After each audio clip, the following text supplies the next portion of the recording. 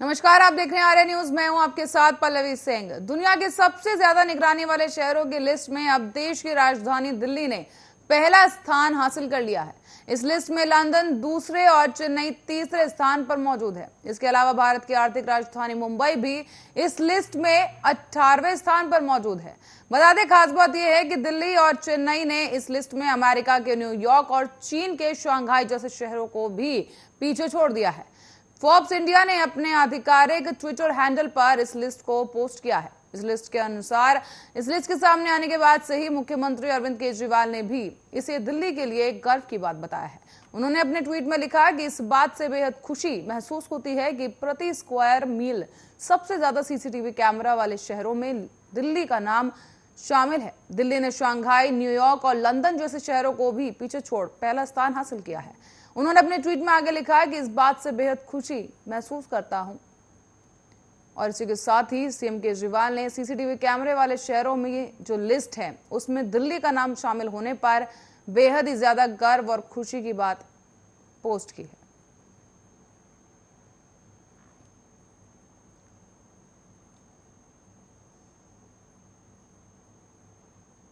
और दिल्ली की केजरीवाल सरकार ने निजी सहायता प्राप्त और गैर सहायता प्राप्त स्कूलों को निर्देश दिया है कि वो 1 सितंबर से क्लास 9वीं से लेकर 12वीं क्लास के लिए स्कूलों को एक बार फिर से खोलने के लिए पहले अपने शिक्षकों और कर्मचारियों का टीकाकरण करवाए।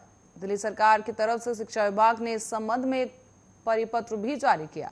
यहां कोरोना वायरस महामारी की स्थिति में उल्लेखनीय सुधार के बाद अब दिल्ली सरकार ने घोषणा की है कि क्लास 9वीं से लेकर 12वीं तक के जो स्कूल हैं और कॉलेज और कोचिंग संस्थान 1 सितंबर से फिर से खोले जा सकेंगे।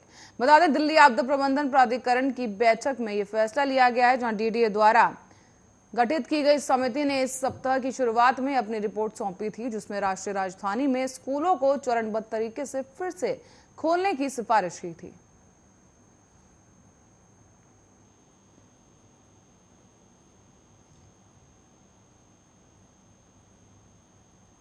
वहीं तमिलनाडु की एमके स्टालिन सरकार ने आज कृषि कानूनों के खिलाफ मोर्चा उठा लिया है, जहां उन्होंने कृषि कानूनों के खिलाफ विधानसभा में प्रस्ताव पेश किया, जहां पर ध्वनिमत से पारित किया गया यह प्रस्ताव और प्रस्ताव के मुताबिक अब केंद्र से तीनों कृषि संबंधी कानूनों को वापस लेने का आग्रह किया गया है। हालांकि इस दौरान विधानसभा में खूब हंगामा भी हुआ और राज्य में विधानसभा की मुख्यमंत्री एमके स्टालिन ने कहा कि पिछले 1 साल के दौरान केंद्र सरकार ने 3 किसान संबंधी कानूनों के खिलाफ विरोध प्रदर्शन करने वाले किसानों के खिलाफ दर्ज किए गए सभी मामले वापस लिए जाएंगे। इस दौरान कृषि संबंधी कानूनों के खिलाफ प्रस्ताव का विरोध करते हुए बीजेपी और एआईएमडीके के विधायकों ने विधानसभा से वॉकआउट कर दिया था। बताते चले, बीजेपी और एआईएडीएमके ने जो आरोप लगाया था कि कानूनों के खिलाफ प्रस्ताव जल्दबाजी में पेश किया गया है और राज्य सरकार को एक सर्वदलीय बैठक बुलाकर किसानों की राय लेनी चाहिए थी। बताते चले कि पिछले साल नवंबर से किसान केंद्र के बनाए गए तीनों नए कृषि कानूनों के खिलाफ आंदोलन कर रहे हैं और दिल्ली पंजाब के बॉर्डर पर किसान डेरा जमाए हुए हैं। और इस दौरान सरकार और किसान नेताओं के बीच कई दौर की बातचीत भी हुई, लेकिन ये बातचीत बेनतीजा रही और अभी तक कोई भी हल नहीं निकल पाया है। किसान हर हाल में सरकार से तीनों कृषि कानूनों को वापस लेने की मांग पर अड़े हुए हैं।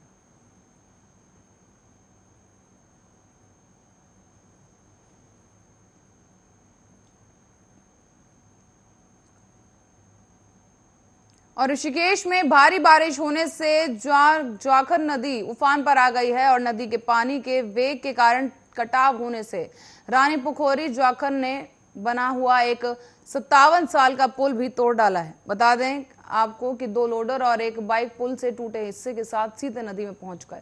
मोटर पुल का हिस्सा ढहने की वजह से गढ़वाल का राजधानी देहरादून के संपर्क भी अब कट गया है और प्रशासन ने वाहनों को नेपाली फर्म होकर देहरादून भेज दिया।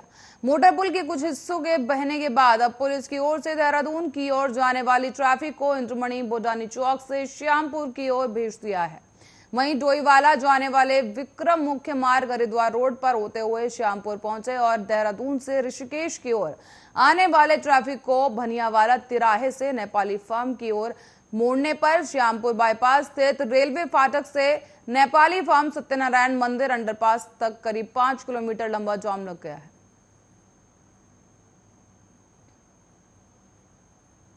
वहीं डूंगरपुर जिले के सांबला थाना क्षेत्र में हत्या का एक सनसनीखेज मामला सामने आया है, जहां आपको बता दें कि एक पति ने हत्या कर अपनी पत्नी के शराब के नशे में सास से बेटे को मारने का कबूलनामा करती है। बता दें, नशे में कहती है कि तुम्हारे बेटे को मारकर कमरे में बंद करके आई हूं, अब तुम्हारे साथ रहूंगी। बता दें, सास बहू की इस बात पर विश्वास नहीं करती और घर से चले जाने को कहती है, जिसके बाद 4 दिन बाद कमरे से बदबू आने पर वारदात के सच होने का पता चलता है। पुलिस ने गेट तोड़कर देखा तो शव काला पड़ चुका था और कीड़े लगे हुए थे। बता दें कि वारदात 23 अगस्त की है और इन तमाम दिनों में 6 महीनों पहले ही शादी हुई थी, जहां बेटा और बहू मां से अलग मंगेड़ गांव में एक कमरा लेकर रह रहे थे। मृतक की मां ने बहू के खिलाफ हत्या का मामला दर्ज करवाया है। बता दें कि पुलिस ने मौके से सीसीटीवी फुटेज भी खंगाले। पत्नी कांता 23 अगस्त को कमरा बंद कर जाते हुए साफ नजर आ रही है। इसके बाद ये कमरा कभी नहीं खुला। सांबला थानाधिकारी मनीष खोईवाल ने बताया है कि फिलहाल पुलिस इस मामले में जांच कर रही है।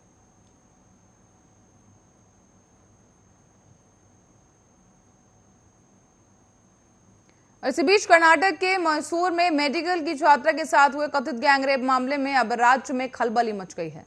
सूत्रों के मुताबिक पुलिस ने इस मामले में 3 लोगों को हिरासत में लिया और इस घटना के बाद विपक्ष राज्य की सत्ता पर आसीन बीजेपी पर हमलावर हो गई है। राज्य के पूर्व मुख्यमंत्री कुमारस्वामी ने कहा है कि सरकार को इस घटना के बाद अपराधियों पर कड़ी कार्रवाई करनी चाहिए।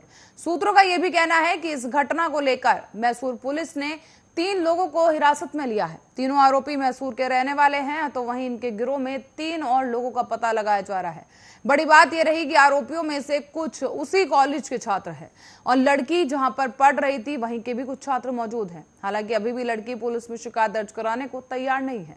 फिलहाल लड़की के माता पिता उसे गृहनगर ले जाने की योजना बना रहे हैं। पुलिस सूत्रों का कहना है कि कोयम्बटूर से 5 लोगों को लाया जा रहा है और इस घटना के बाद विश्वविद्यालय के कुकरहाली झील क्षेत्र में शाम 6:30 बजे के बाद किसी को भी जाने नहीं दिया जा रहा है।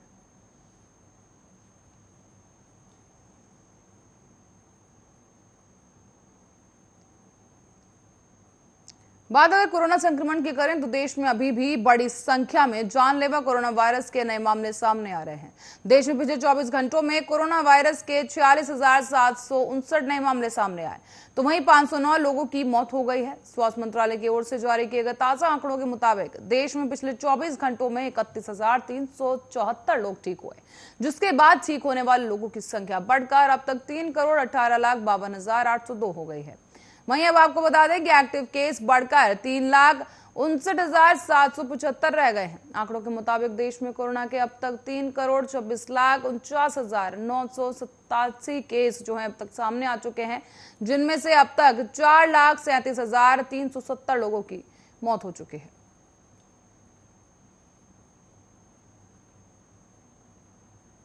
और टोक्यो में चल रहे पैरालंपिक गेम्स में भारत की टेबल टेनिस खिलाड़ी भवीना ने इतिहास रच दिया है। भवीना ने सेमीफाइनल्स में चीन के खिलाड़ियों और मायाओ को मात देकर फाइनल में जगह बनाई है और वो गोल्ड मेडल जीतने से सिर्फ 1 कदम दूर है। बता दें, भवीना ने शानदार जीत के बाद कहा है कि जिंदगी में कुछ भी नामुमकिन नहीं होता। भवीना ने चीन की मियाओ को उनके खिलाफ मिली अपनी जीत को अपने लिए एक बड़ी उपलब्धि बताया है। भवीना पटेल ने कहा कि ये मेरे लिए एक बहुत बड़ी उपलब्धि है। हर कोई हमेशा कहता है कि चीन को हराना नामुमकिन है, लेकिन आज मैंने साबित कर दिया कि अगर आप कुछ करना चाहते हैं तो नामुमकिन कुछ भी नहीं होता। फाइनल्स में पहुंचने के बाद अब भवीना भारत के लिए सिल्वर मेडल तो पक्का कर चुकी है, लेकिन भवीना पटेल की नजरें अब टोक्यो पैरालंपिक में भारत को पहला गोल्ड मेडल दिलाने पर है।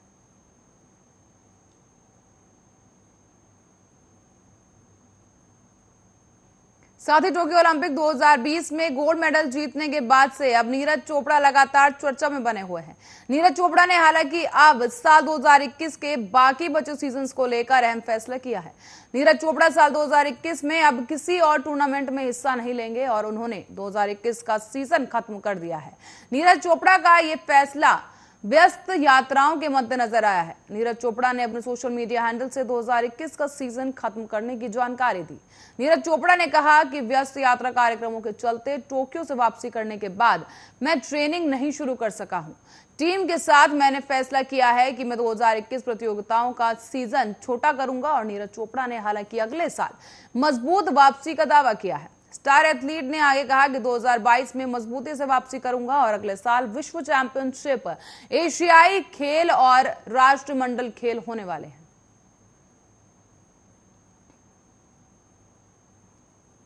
तो वहीं पूर्वी उत्तर प्रदेश में कई जिलों में हो रही लगातार बारिश से नदियां उफनाई हैं और ऐसे में गोरखपुर में राप्ती नदी खतरे के निशान को भी पार कर गई है।